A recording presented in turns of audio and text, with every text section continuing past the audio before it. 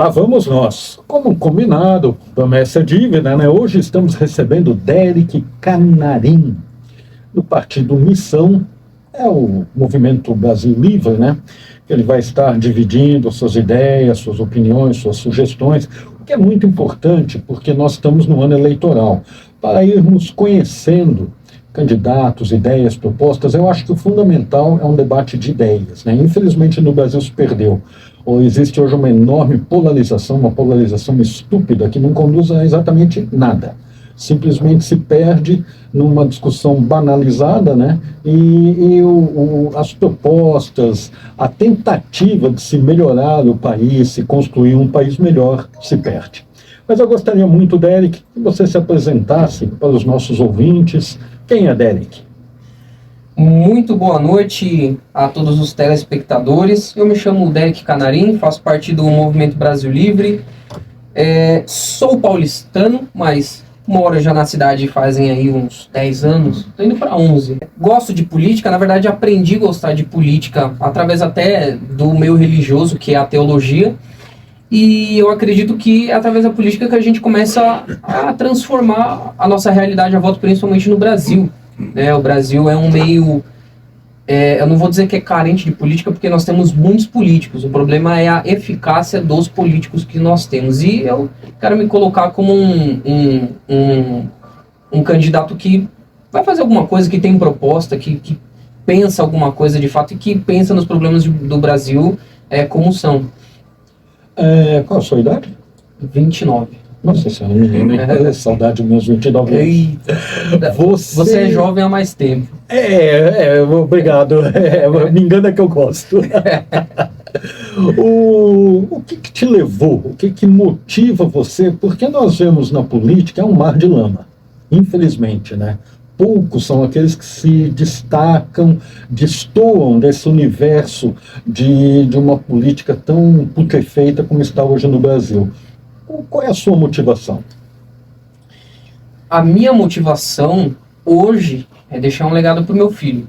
Bom, para quem tem filho, a gente sabe que nós temos responsabilidades e entre essas responsabilidades é você querer ser exemplo para o seu filho não seguir um mau caminho. Hoje a minha maior motivação é ser exemplo para o meu filho, deixar um legado para o meu filho.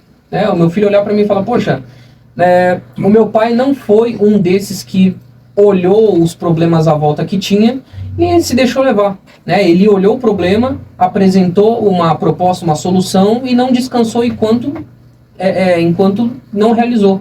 Então eu acho que a minha maior motivação gira em torno do meu filho, em entregar talvez uma cidade.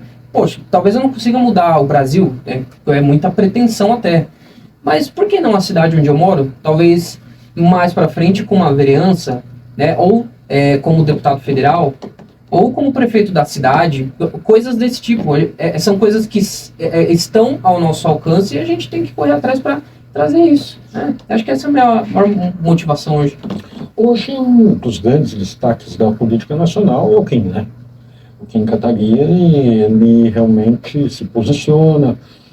Você pode não concordar com algumas coisas, discordar, mas pelo menos ele tem um posicionamento que destoa do universo que nós, em geral, vemos, né, na política nacional. E ele e alguns, né? Eu, por exemplo, o senador Carlos, né, que liderou agora a CPI do INSS, destaco a atuação dele. Foi uma situação destacada, o enfrentamento a uma resistência enorme, tanto de parlamentares como do STF e assim por diante, né? E aí eu gostaria de saber, você chegando lá, conseguindo, sabendo de toda essa enorme resistência que você vai ter, porque nós temos dois Brasis, né? Um Brasil de uma sociedade que trabalha, que desenvolve, que paga os impostos e sustenta todo esse universo, e aqueles que é o outro Brasil, né? Que se beneficiam de forma, às vezes, aviltante, né? Com uma corrupção até legalizada desse Brasil. Eu gostaria de saber, você, Derek, chegando lá, como vai ser a sua atuação para tentar colaborar, corroborar nessa mudança? Bom, eu vou espelhar o meu modo de fazer política com o do Kim. Eu não chego 5% do que o Kim é, obviamente, mas como você mesmo disse, bom, a atuação do Kim é exemplar, ele tem bastante proposta, ele tem um posicionamento firme sobre as coisas. E dos parlamentares da missão não é esperado menos. Então, hoje o Kim está sozinho, mas agora a gente fundou nosso próprio partido, a gente tem a nossa própria casa, somos nós quem mandamos na nossa casa. Então imagine uma bancada da missão. Vou jogar baixo aqui, imagine 5 a 7 deputados da missão. Um deputado da missão, que é o Kim, já faz todo o barulho que faz. Imagina 7. Imagina o tanto de projetos que a gente não ia conseguir passar para reduzir impostos, para tirar taxa, para combater o crime organizado, reduzir o privilégio do funcionalismo público exagerado que tem, como você falou. Então, para isso, até agora a gente tem o Kim e ele tem conseguido fazer isso. Poxa, imagina a gente com uma bancada. Então, as minhas propostas vão sempre de acordo com a missão e a gente vai atuar sempre nesse sentido, sem dúvida. O Partido Missão tem quantos deputados hoje, federal? Federal tem um, que é o Kim. Só porque o partido saiu depois das eleições de 2022, né? Sim. Então aí a janela é agora 2026, agora, né? Então agora só deu tempo de filiar o Kim, né? E a gente não tem outro do MBL também, então obviamente só seria ele na missão. Por enquanto. Curiosidade, o partido ficou Missão. MBL é um nome já construído. Por que não adotaram o movimento Brasil Livre MBL? O movimento Missão Livre. A ideia de missão vem da própria palavra, do senso de missão. Nós temos uma missão. A missão é combater crime organizado, reduzir impostos, fazer o Brasil ser respeitado internacionalmente como deve ser respeitado, porque hoje, hoje ou nós temos que ser o quintal da China ou dos Estados Unidos, entendeu? Então a gente precisa de um presidente. A gente estava falando aqui de terceira via, agora você estava lendo as notícias.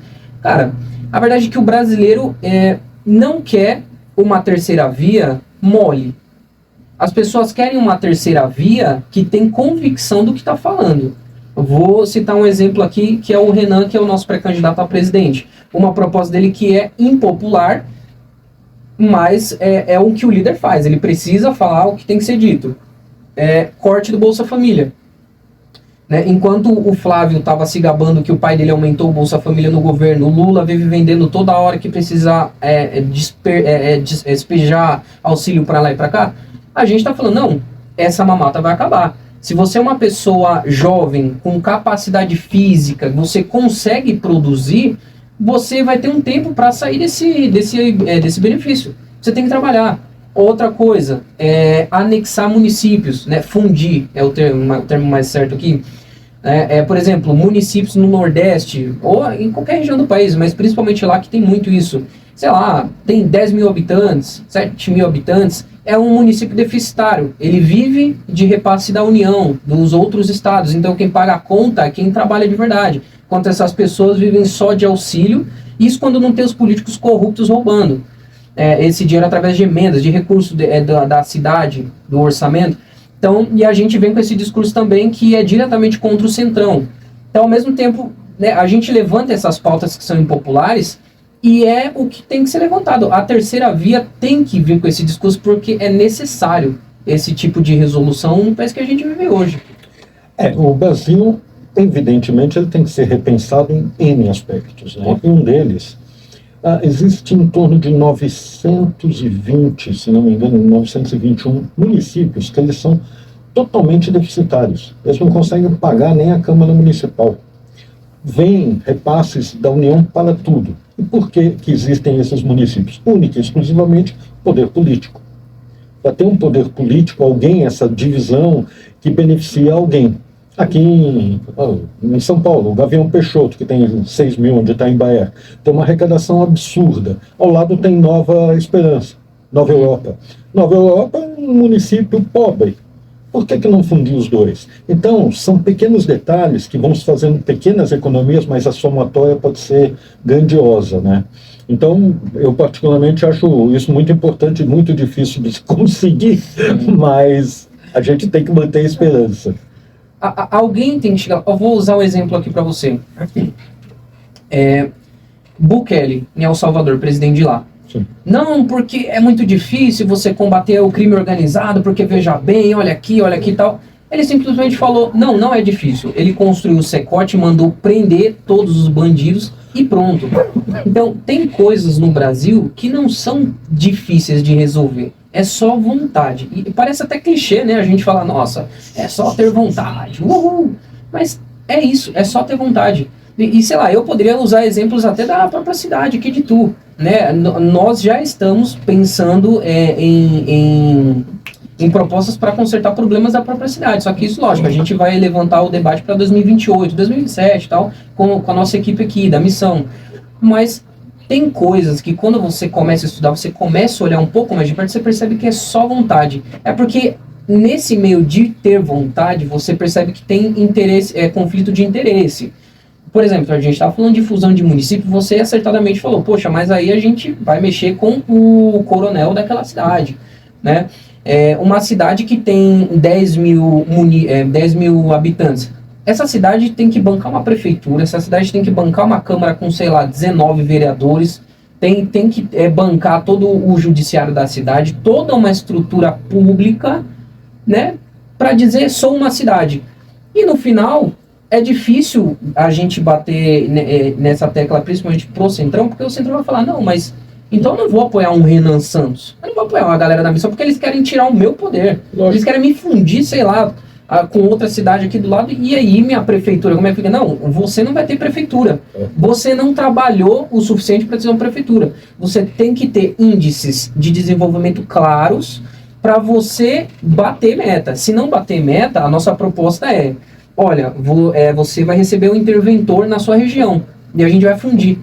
E tem que bater meta. Se não bater meta, cara, é fundir. Acabou. A gente precisa acabar com esse problema no Brasil. É muito dinheiro indo pro ralo. Você colocou um ponto que é muito complexo do Bolsa Família. Quando ele foi criado, né, nos anos Fernando Henrique, depois o Lula encampou, mudou o nome, papá. Lógico, a gente não pode ver um irmão nosso morrendo de fome. Claro. A gente precisa. O problema é que não se estabeleceu um prazo, limite, 2 anos, 3 anos, 1 ano, não sei, para a pessoa migrar do Bolsa Família, e tem gente hoje vivendo do Bolsa Família há 20 e tantos anos. Agora eu pergunto, tudo bem, isso é muito interessante, mas como que vai se construir um país onde a educação é deficiente, onde nós não temos um projeto de profissionalização adequado, geração de emprego, não temos um projeto industrial para o país? Como que nós vamos gerar emprego para estas pessoas, onde o Brasil, ele, por exemplo, tem um trabalho maravilhoso da Embrapa, que transformou o agronegócio, mas ele não fez o mesmo em química, em física, em computação, em robótica e assim por diante. Então o nosso conhecimento é defasado. Tanto é que o Brasil é um grande exportador de commodities. Sim. Mas ele não é um exportador praticamente de tecnologia, como é os Estados Unidos, a China, a Coreia e assim, tantos outros países. Então, como que vai ser esse processo da transformação do Bolsa Família para tornar aquelas pessoas habituadas, acostumadas, migrarem para o mundo do trabalho profissional? Bom, excelente pergunta. É uma caminhada relativamente longa, mas não muito complexa, eu vou colocar aqui. Vamos lá. Todo auxílio que não tem uma porta de saída, ele já começa errado. O Bolsa Família precisa ter uma porta de saída. Hoje você se cadastra no Bolsa Família, estou usando aqui porque a gente usou esse auxílio como exemplo, mas hoje você entra no Bolsa Família, e aí? E você fica com aquilo ali. Quanto mais filhos você tem, mais você recebe Bolsa Família, e vai gerando aquela bola de neve. E vamos lá. O problema de educação no Brasil que você falou é um problema geracional, a começar por investimento. O maior investimento, a maior parte do dinheiro que a gente investe para a área de educação é para o ensino superior. Então, obviamente, vai ficar defasado o básico. Né? A pessoa sai burra da escola e ela começa a aprender na faculdade, se for para a faculdade. Porque a realidade do brasileiro, pela renda baixa, é que ele termina a escola, se terminar a escola, ele vai arrumar emprego, ele vai fazer qualquer coisa.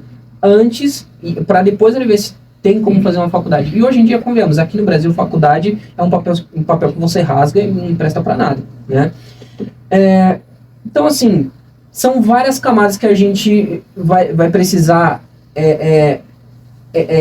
destruir, acho que eu vou usar esse termo mesmo, pô, a gente precisa destruir, investindo da forma certa na educação básica, porque se é um problema geracional, de verdade, eu não sei se tem muito jeito a gente consertar essa geração, por exemplo, a minha geração, eu não sei se tem muito jeito, né?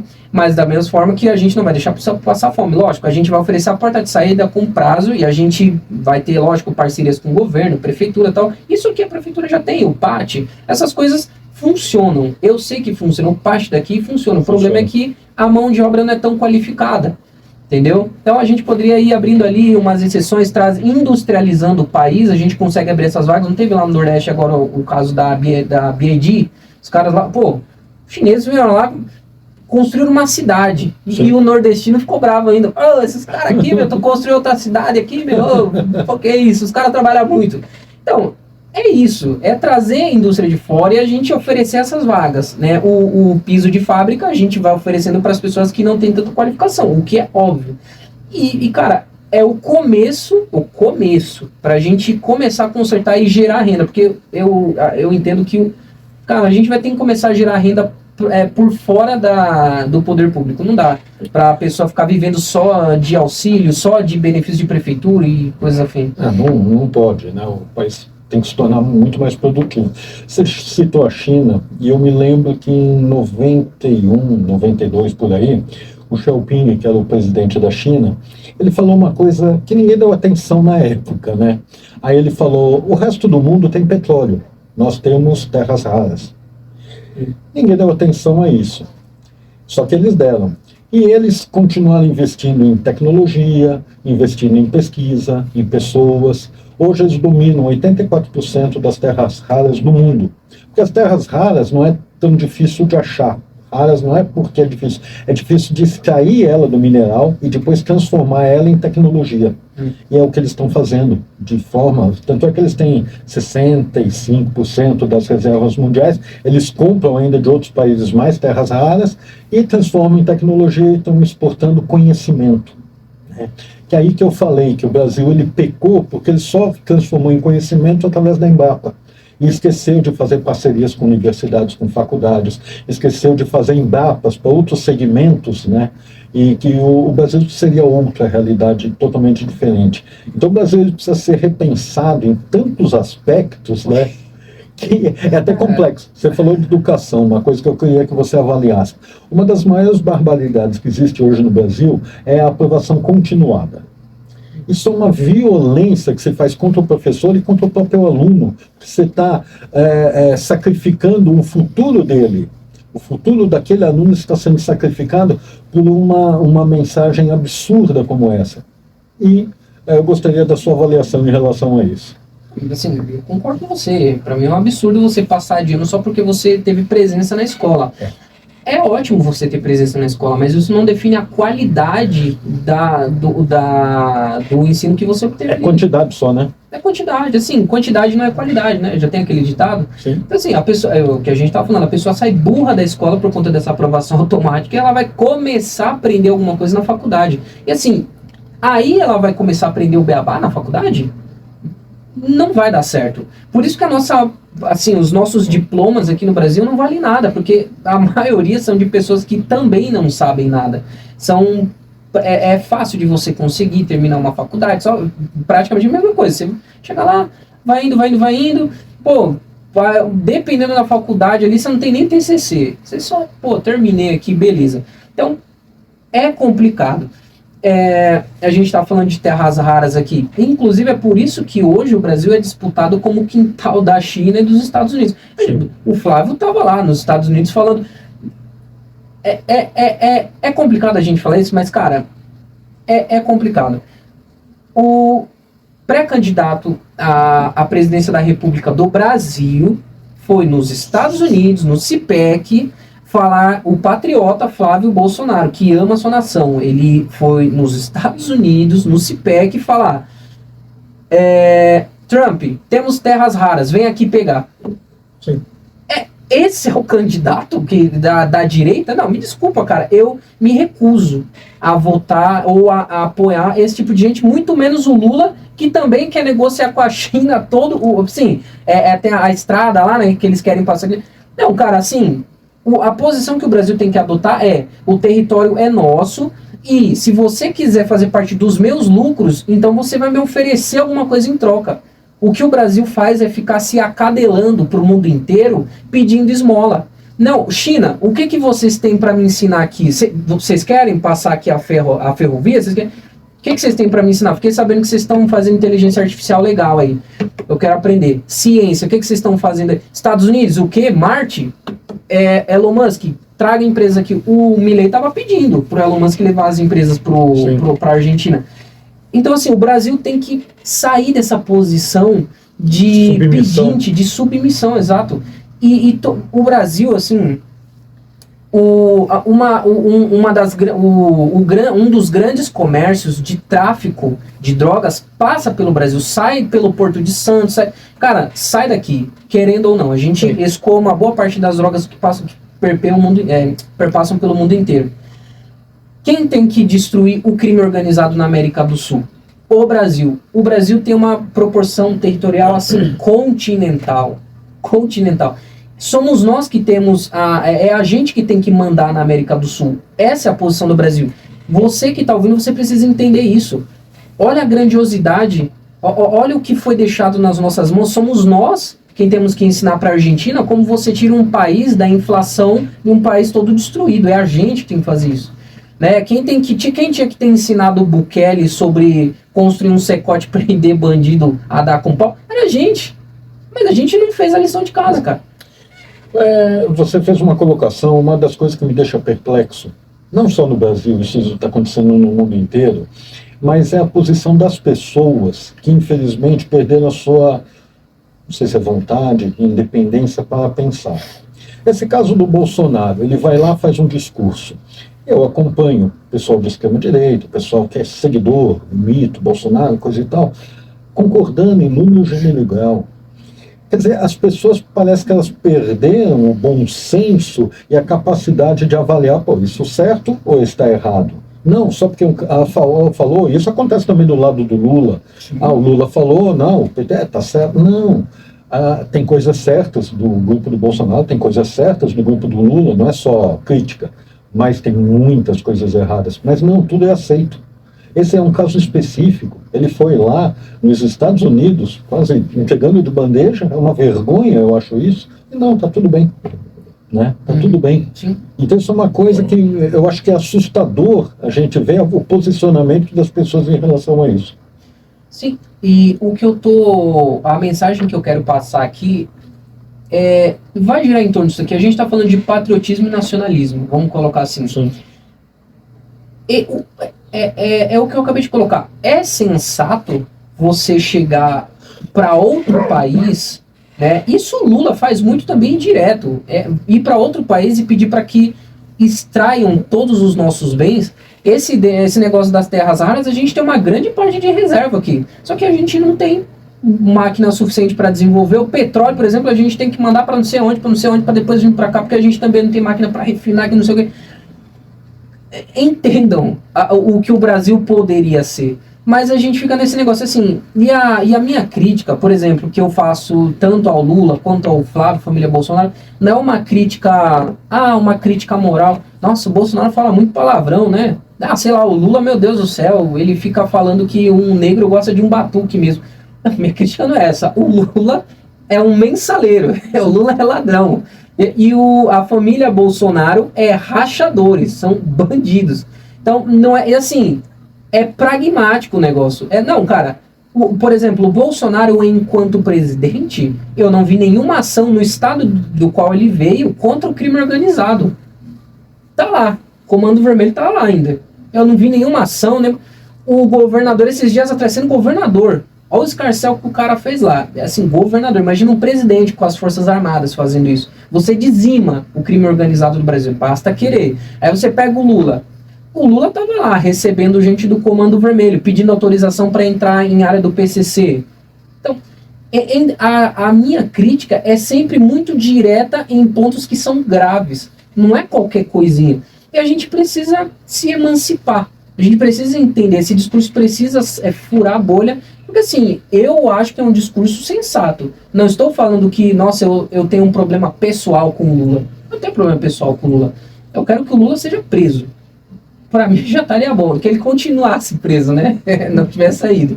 Então, a minha crítica, vou levantar outra pauta aqui, a desfavelização do Brasil, como a gente tem chamado. Favela não é legal, favela não é bonito, favela é uma desgraça.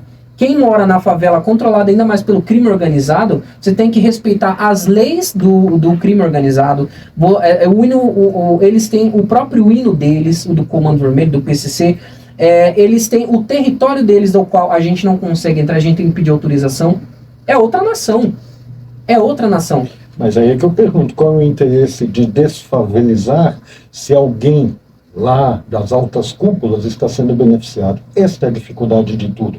Você veja hoje a estrutura do país, um STF. O que está acontecendo no STF hoje? Um escândalo. O que está acontecendo no Senado Federal, que poderia tomar providências e não faz? Por que não faz? Está todo mundo. Deputados federais, mesma coisa. Então, você vê que é uma estrutura construída, é uma teia de aranha, tá, todo mundo não, mas a grande maioria é macamunado. Então ninguém tem interesse. Agora extinguiram a CPI da INSS, por quê? Porque ela estava caindo no Master. E ninguém tem interesse, porque tem muito peso pesado envolvido. Do STF, do Senado, da Câmara Federal, do Executivo, tudo na gola dele. Então, puxa vida, você fica... Às vezes, a sensação a gente fica enojado. Né? Mas tem que ficar. Ainda bem que existem brasileiros que se indignam. E eu, felizmente, vejo nas redes sociais muita gente indignada, enojada. Isso é muito bom. Por isso que eu sempre defendo a democracia. Eu fui nas diretas já. E era um entusiasmo em termos do Brasil, que saiu de um período militar, de ditadura, né, de fechamento do Estado, de liberdades individuais. E aí lá existia uma esperança gigantesca de um Brasil ser reconstruído através da democracia. Mas apesar de todos os defeitos que a democracia tem, ela ainda nos permite exatamente essa liberdade de questionamento do contraditório. Então ainda é uma esperança, né? Uma esperança. A gente é muito golpeado, a Lava Jato foi um grande golpe que se deu no Brasil, né? Mas a gente ainda mantém a esperança de ver um país diferente, né? Perdão. Você falou, do Banco Master, todo mundo envolvido, e é muito difícil as pessoas quererem combater esse tipo de coisa. Eu vou falar pra você, cara, às vezes quem não está envolvido também não é que que a gente acha que está envolvido, né? Às vezes nem está envolvido. É só que dá muito trabalho. Dá muito. Cara, eu vou falar pra você. Político que não quer fazer nada começa pelo legislativo. Não é o meu caso. É porque eu sou pequenininho, né? Então eu tenho que começar por algum lugar. Mas assim, o político, o cara que já em essência é vagabundo, eu vou dar uma dica pra você. Comece pelo legislativo. Pega vereador, se você conseguir, pega um estadual. Meu irmão, ali é o lugar perfeito para você ser um vagabundo, para você não fazer nada e mamar o executivo, que é isso que acontece hoje nos legislativos, assim, municipal, estadual. Faça isso, comece por lá. Agora, essa galera é uma minoria, cara. Poxa, olha a quantidade populacional do Brasil. Não dá pra gente dizer que esses corruptos são a maioria, eles são a minoria. É como eu sempre falo pro pessoal, a diferença é que o corrupto, ele está disposto a fazer tudo para chegar no poder. Não importa, ele vai fazer de tudo para chegar no poder. Ele vai comprar voto, se necessário ele vai matar gente, ele vai prender os inimigos, ele vai usar toda a máquina que ele tem à disposição para destruir os inimigos dele. E por isso o corrupto sempre chega no poder primeiro. Haja vista Lula. Né? Então, esses caras sempre vão chegar no poder de alguma forma. Agora, para quem é honesto, para quem quer fazer um trabalho legal, bacana, quem quer realmente mudar a realidade a voto, é mais difícil, porque, por exemplo, eu não vou comprar voto. Se chegarem com dinheiro para mim, ó, vai lá, faz uma boca de urna lá, entrega lá. Não vou fazer isso. Ó, chegou uma emenda aqui, desvia uma parte aqui para você. Não vou fazer isso. Né? Então, é assim, dentro do jogo político sujo brasileiro, pra gente do meu tipo é mais difícil. Por isso esses caras sempre chegam lá. E aí, quando esses caras chegam lá, pra eles entrarem no caso do Banco Master, na suruba do Vorcaro, meu irmão, pô, já tem poder, já tem dinheiro. O que que falta? Mulher. Vamos lá, Vorcaro, chama a gente. E o uísque. Então assim, Uísque baratinho. complicado.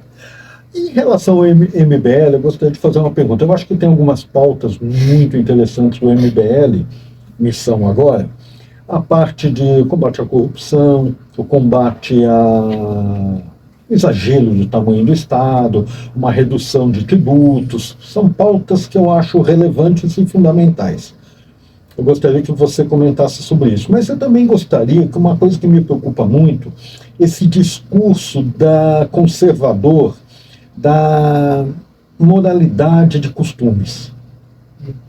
Isso é uma coisa que eu acho preocupante, porque vocês falam em liberdade, e isso não é, de certa forma, um cerceamento de liberdade também? Em que sentido?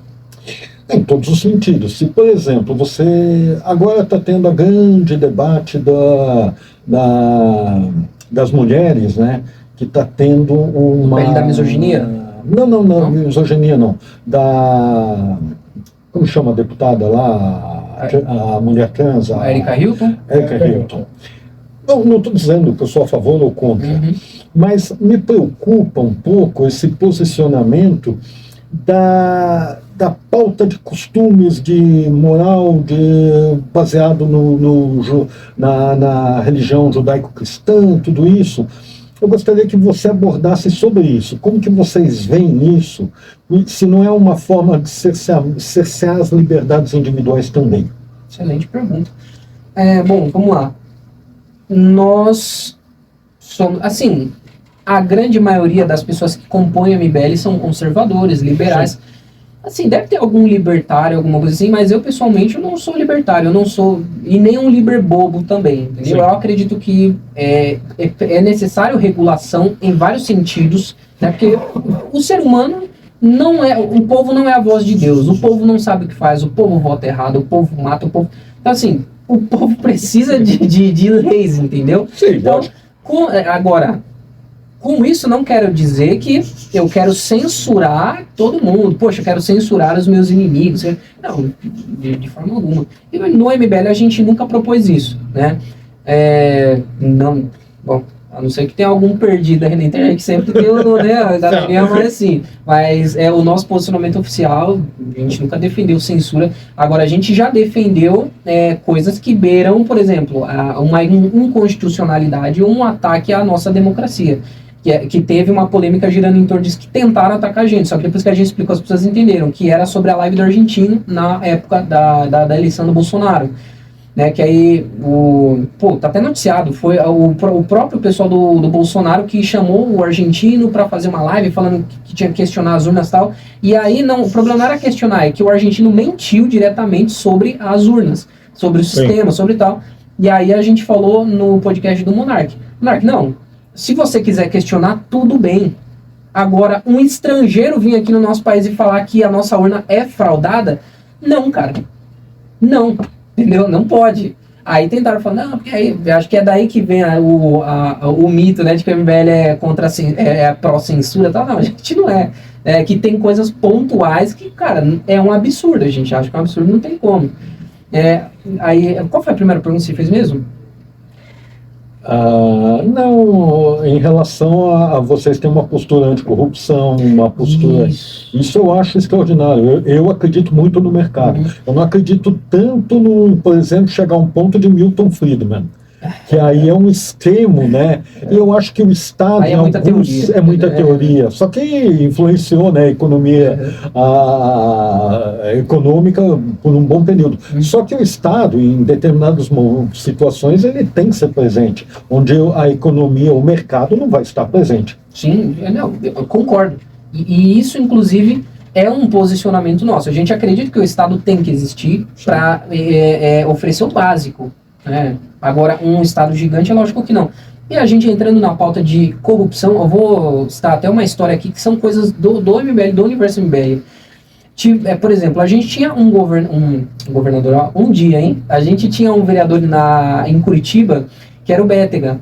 O Bétega, ele vinha sendo um parlamentar medíocre, né? Enquanto tinha pessoas do MBL dentro do gabinete dele, porque foi o MBL que elegeu ele.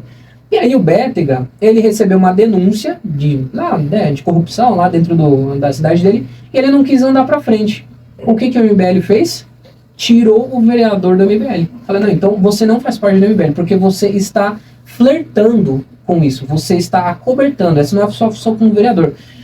Esse é um caso. Outro caso na Bahia, quando a gente suspeitou com indícios assim, bem fundamentados, não era aquele negocinho assim, eu acho, não. Tinha coisa ali, né? A gente estava desconfiado que tinha coisa ali. Foi o vereador da Bahia, o Sandro Filho, né? Outro, um cara que ficou gigante também.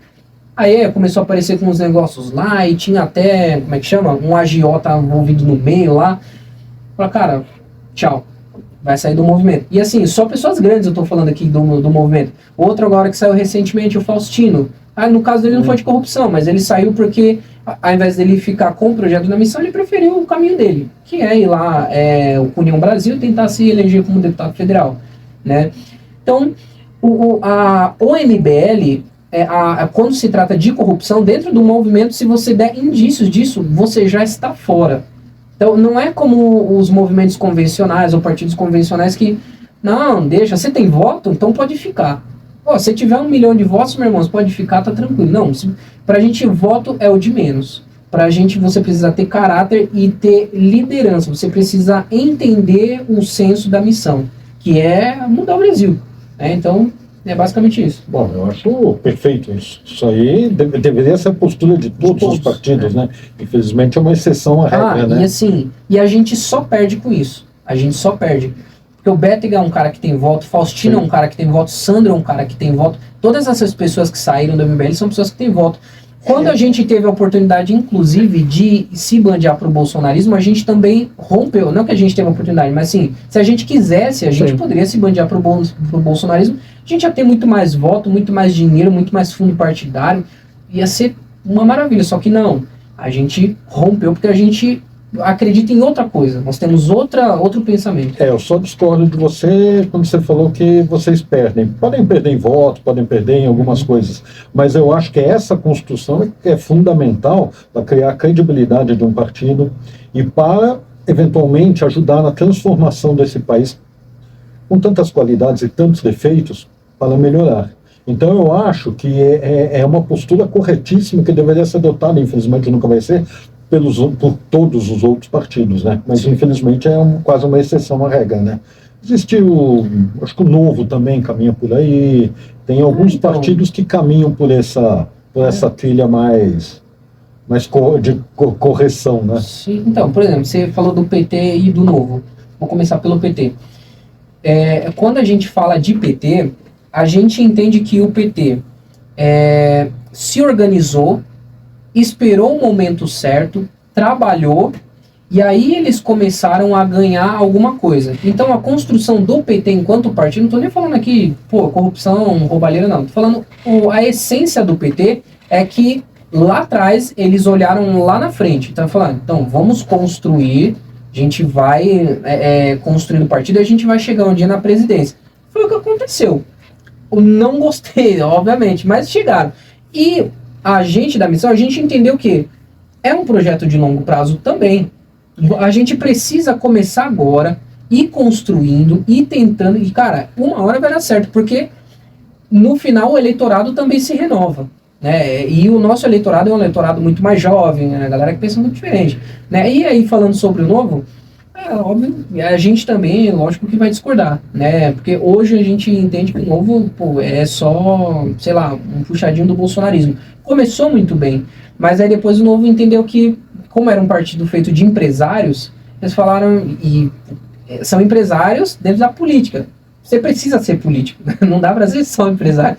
Aí eles disseram, poxa, então como é que faz política? Com esse cara aqui. Aí eles foram chegando no bolsonarismo. Aí agora eles têm mais, tem parlamentares, aquela. Mas sim, é um puxadinho do bolsonarismo. Você vê que assim, é tipo a série B, né, da galera. Derek, infelizmente o nosso tempo está urgindo. Gostaria das suas colocações finais. O microfone é seu. Esteja à vontade. Muito obrigado, Sérgio. Eu te agradeço.